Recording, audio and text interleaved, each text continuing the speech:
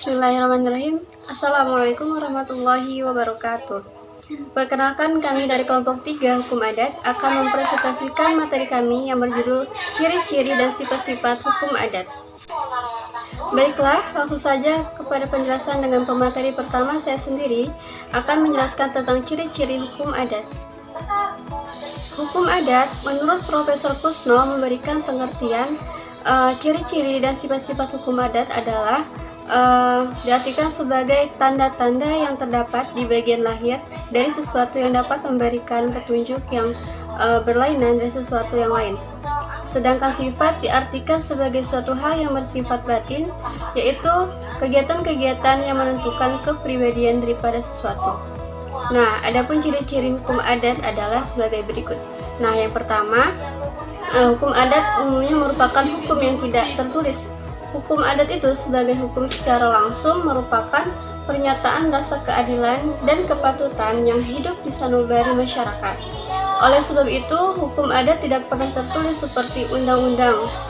Hal ini pastinya akan berdampak pada pusat perkembangan hukum adat yang terletak pada masyarakat sendiri dan tidak pada teknik perundang-undangan. Yang kedua yaitu norma-norma hukum adat tertuang dalam petuah-petuah yang memuat asas-asas seperti kehidupan dalam masyarakat. Terdapat pengertian bahwa hukum adat sebagai hukum yang memberi pedoman tentang perbuatan manusia dalam pergaulan masyarakat.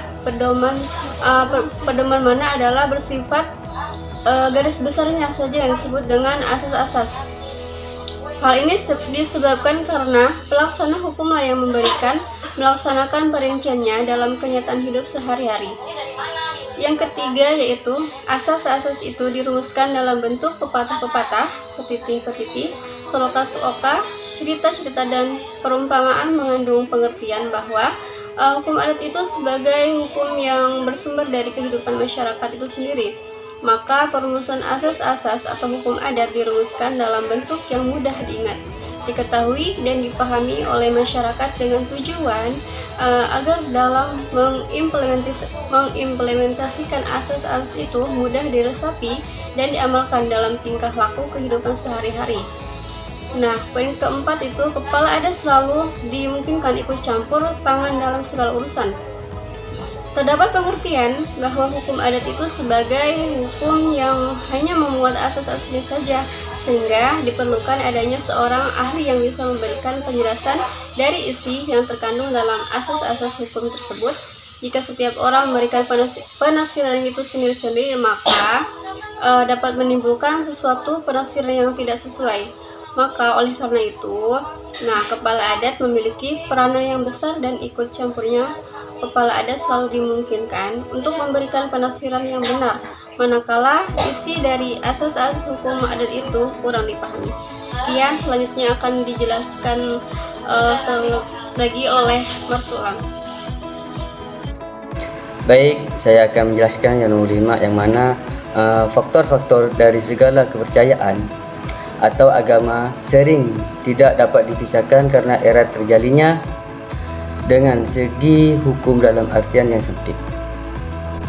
Dalam lembaga-lembaga hukum adat seperti dalam pelaksanaan perkawinan terhadap unsur-unsur yang berasal dari alam kepercayaan. Dan demikian pula dalam hal pemindahan barang karena jual beli terhadap hal-hal yang mengandung unsur kepercayaan. Unsur-unsur seperti ini sering kali diidentifikasikan sebagai hukum adat. Yang 6, yang mana faktor pamrih sukar dilepaskan dari faktor bukan pamrih terhadap penafsiran bahwa hukum adat itu sebagai hukum yang bersumber dan berakar dalam kehidupan masyarakat, yang dalam pelaksanaannya seringkali dipengaruhi oleh faktor pamrih dan tidak pamrih. Hal ini karena kehidupan masyarakat pada umumnya tidak mengenai perbedaan secara tegas antara hubungan pamrih dan hubungan tidak pamrih tersebut. Yang 7, yang mana ketaatan dalam pelaksanaannya lebih didasarkan pada rasa harga diri setiap anggota masyarakat. Hukum adat sebagai hukum di dalam pelaksanaan pada umumnya ditaati oleh masyarakat tanpa adanya paksaan. Hal itu disebabkan karena di dalam masyarakat adat yang tradisional ada keharusan untuk mengindahkan dan mentaati hukum adat itu sejak kecil sebagai bagian dalam pendidikan bagi setiap warga masyarakat guna menuju cita hukum masyarakat itu sendiri.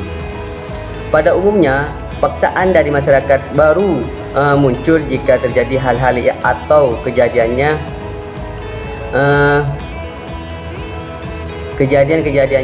yang mengancam seluruh keberlambang adat, tatanan kemasyarakatan dan kelangsungan kehidupan masyarakat.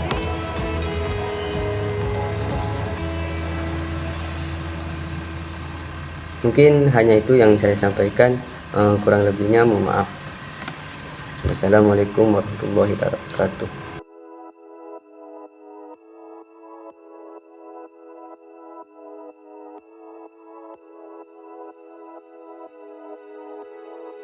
Hukum adat adalah hukum yang memiliki nalar yang berbeda dengan hukum barat.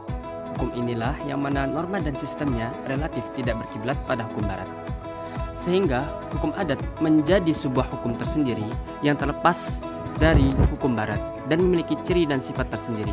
Karenanya, banyak pihak yang beranggapan bahwa hukum adat adalah hukum yang murni lahir dari pandangan dan nilai-nilai hidup masyarakat di Indonesia. Oleh karenanya, hukum adat bersifat tidak tertulis, yang mana artinya adalah bukan hukum non-statua.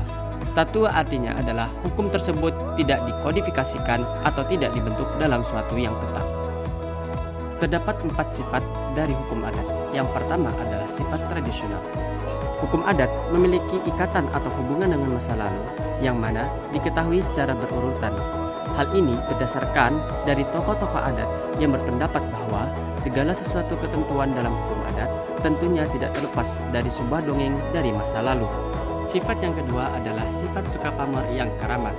Sifat-sifat keramat dari suatu adat karena berasal dari unsur-unsur kepercayaan yang mana memegang peranan penting dalam ketentuan-ketentuan hukum adat.